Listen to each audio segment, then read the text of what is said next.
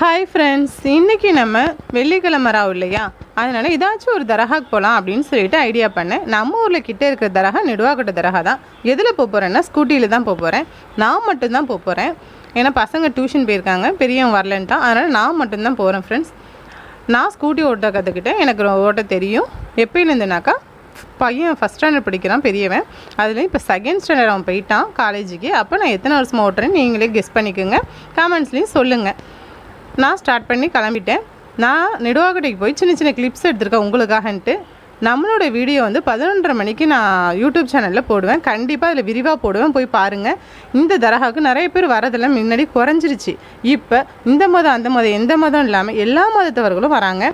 கண்டிப்பாக நீங்களும் போங்க, கண்டிப்பாக பாருங்கள். ரொம்ப அமைதியாகவும் ரொம்ப இது நமக்கு வந்து மன நிம்மதியும் கொடுக்கும். நம்ம வந்து விளக்கு ஏற்றினா இந்த கொடிமரத்தில் தான் கொடி ஏற்றுவாங்க. இந்த வீடியோஸ் உங்களுக்கு பிடிச்சிருந்துச்சுன்னா லைக் பண்ணுங்கள், ஷேர் பண்ணுங்கள், கமெண்ட் பண்ணுங்கள். ஓகே, பாய்.